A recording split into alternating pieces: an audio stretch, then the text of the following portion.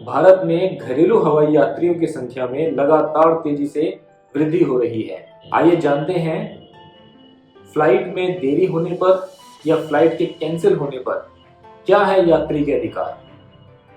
नमस्कार दोस्तों, मेरा नाम नीरज और एक बार फिर से स्वागत है आपका मेरे YouTube चैनल पे।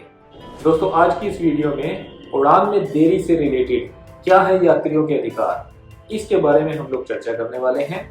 तो आइए वीडियो को शुरू करते हैं।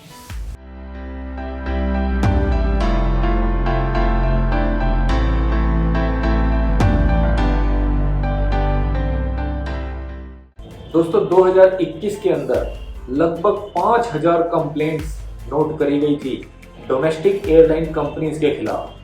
दोस्तों, बहुत से लोगों को सिस्टम के बारे में पता ही नहीं होता, जिसकी वजह से वो परेशान होते हैं और उनका समय भी काफ़ी वेस्ट होता है। दोस्तों, अगर आप भी एयरलाइंस में सफ़र करते हैं तो आपको पता होना चाहिए DGCA के बारे में कि DGCA क्या है।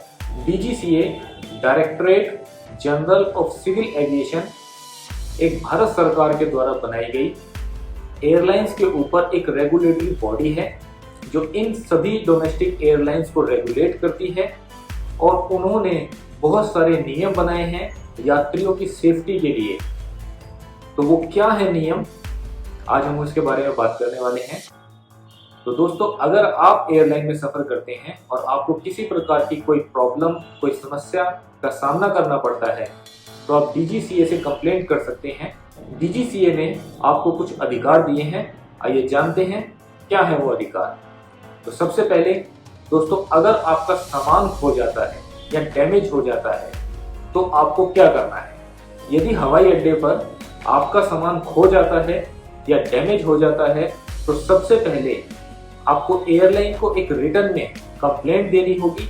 इसके अलावा आपको एयरपोर्ट छोड़ने से पहले एसेट्स इनकम्पैटिबिलिटी रिपोर्ट को भी लेना जरूरी होता है।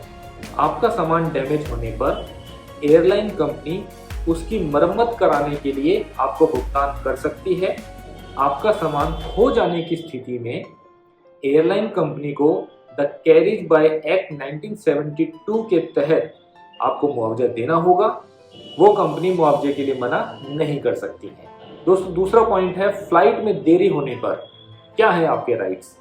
दोस्तों, DGCA के नियम के अनुसार अगर फ्लाइट में देरी 24 घंटे से कम है तो आप एयरलाइन से फूड और रिफ्रेशमेंट मांगने के हकदार हैं। एयरलाइन को आपको फूड और रिफ्रेशमेंट देने की व्यवस्था करनी ही पड़ेगी। अगर फ्लाइट की देरी 24 घंटे से ज़्यादा होती है तो एयरलाइन को आपको होटल की व्यवस्था भी करनी होगी, लेकिन यहाँ पर होटल की चॉइस जो है वो एयरलाइन की ही होगी। दोस्तों, तीसरा पॉइंट है उड़ान रद्द होने पर क्या है आपके हक। दोस्तों, यदि उड़ान रद्द हो जाती है तो यात्रियों को कम से कम 2 हफ्ते पहले एयरलाइन कंपनी को सूचित करना होगा और यात्रियों को वैकल्पिक फ्लाइट का ऑप्शन देना होगा। यदि यात्रियों को वैकल्पिक फ्लाइट का ऑप्शन नहीं दिया जाता है तो उन्हें 100% रिफंड करना होगा। दोस्तों, नेक्स्ट पॉइंट है बोर्डिंग में मनाही करने पर क्या है आपके हक।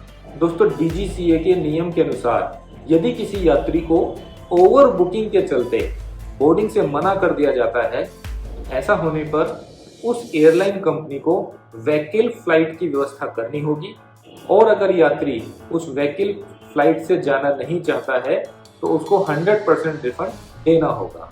दोस्तों, नेक्स्ट पॉइंट है कि रिफंड कैसे होगा, आप रिफंड कैसे ले सकते हो। तो यहाँ पर DGCA की वेबसाइट के अनुसार यदि आपने कैश में भुगतान किया है तो इमीडिएटली आपको कैश रिफंड होगा। यदि आपने क्रेडिट कार्ड से पेमेंट करी है तो विद इन 7 डेज आपको उसका जो रिफंड है वो आपके क्रेडिट कार्ड में वापस आ जाएगा। और यदि आपने अपने एजेंट से टिकट बुकिंग करी है तो उसके लिए आपको अपने एजेंट से संपर्क करना होगा। दोस्तों, यदि आप अपनी एयरलाइन कंपनी के द्वारा दी गई किसी भी सर्विसेज से सेटिस्फाइड नहीं हैं और आप उसकी शिकायत दर्ज कराना चाहते हैं तो आप DGCA की वेबसाइट पर जाकर उसकी शिकायत दर्ज करा सकते हैं। DGCA की वेबसाइट है www.dgca.nic.in या आप DGCA को ईमेल भी कर सकते हो। उनकी ईमेल ID है sugam@dgca.nic.in। इसके अलावा भी आप भारत सरकार के कंज्यूमर पोर्टल पर जाकर भी उसकी शिकायत कर सकते हो, जिसके लिए आप वेबसाइट पे जा सकते हैं www.consumerhelpline.gov.in। दोस्तों इन वेबसाइट के माध्यम से आप अपनी शिकायत दर्ज करा सकते हैं। तो दोस्तों इसी के साथ इस वीडियो को एंड करते हैं। अगर आपकी एयरलाइन से रिलेटेड कुछ क्वेरी है तो हमें कमेंट करके जरूर बताएं। दोस्तों अगर आपको वीडियो पसंद आया हो तो लाइक करें, अपने दोस्तों के साथ शेयर करें। अगर आपने मेरा चैनल सब्सक्राइब कर रखा है तो दिल से थैंक यू है, और अगर आप इस चैनल पे नए हैं तो दोस्तों जाते जाते इस चैनल को सब्सक्राइब करना ना भूलें।